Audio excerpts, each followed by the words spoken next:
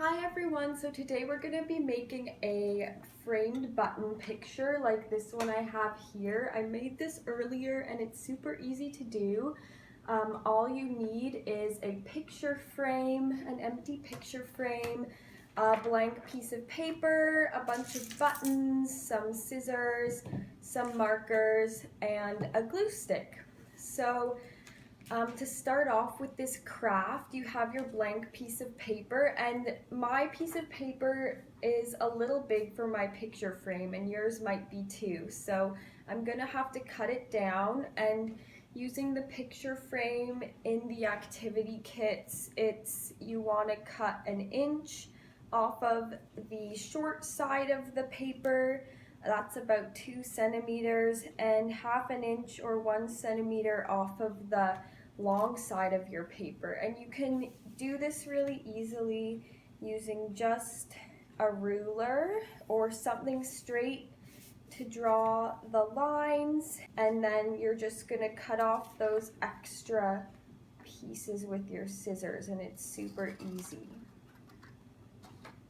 Okay, now that I've done that, I'm ready to go. I can toss these scraps aside and I have my paper. So, to start off the craft, you want to think about what you want to draw or what you want your picture to look like. So for this example that I've done, I made a nature scene with some little flowers and a tree. There's some balloons in the sky and the sun.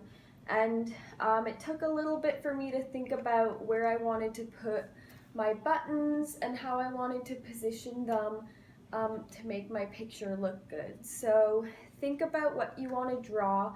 I've decided that today I'm gonna switch it up and I'm gonna do a bunny picture. So look at your buttons and you can choose out different ones you want. So I think 2 black buttons for the eyes would be good, and probably a bunch of white buttons because I want my bunny to be white, and maybe a pink one for the nose. Just try and think about what you want your picture to be and what kinds of buttons you want to use, and hopefully you have enough that you can choose the ones you want.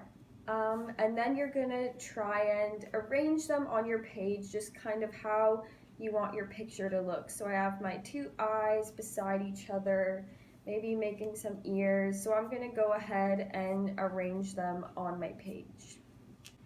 Okay, so now I've arranged my buttons on my page. I also decided to add a few extra things, like a yellow button for a little sun in the corner and maybe some butterflies. So now that you have your buttons arranged, you can start adding some marker drawings, or if you want to use paints, you can use paints to add to your drawing. Basically, for me, I'm maybe gonna just outline my bunny, color in the butterflies and the sun, and maybe some extra background things to make it look fun. So I'm gonna start doing that. Okay, so this is what my bunny looks like when I'm done drawing everything. As you can see, I didn't have enough buttons to fill the entire thing, so I just kind of chose to put them where I wanted. Some on the ears and the tail and the arms, and I did some pink ones for its tummy. And I've also added some butterflies. There's some button wings and the sun. And as you can see, I didn't glue down my buttons yet. They're just kind of sitting there because I found it easier to add the drawings when I could move them away and draw things. But our next step is going to be gluing down the buttons, so I'm going to do that next. Okay, so now I'm going to be gluing down the buttons now that I'm done my drawing and I'm happy with it. So I have a glue stick, and most of you have glue sticks with your craft, which work well. You have to put a lot of glue on the buttons to make sure they stick. If you have white glue at home, it might even be easier to do it that way. You'll just have to wait a little longer for it to dry. So just rub some glue on your button. Make sure you get a lot on there, and then you're gonna stick it on your page and try and press it down so that it sticks, and try not to touch it after so that it dries nicely. And you're just gonna do that with each button, gluing them down and making sure that they have a lot of glue on them so that they stick well. So I'm going to do that with all my buttons. Okay, so I've finished gluing down my buttons and I'm waiting for them to dry. One thing I didn't mention about this craft before is that I chose to put all my buttons on and then draw the picture afterwards for mine. But you can also, if it's easier for you to draw your picture and then add some buttons later, you can do that too. Another cool thing that you can do is make an outline of something and then fill it with buttons however you want, which is kind of cool. So there's lots of different things you can do with this craft. So I'm just waiting. It looks like my buttons are almost dry, and then we will put it in the frame. Okay, so now that my buttons are all dried onto my picture, this is my picture, and I'm just going to set it aside because now we're going to put it in our frame.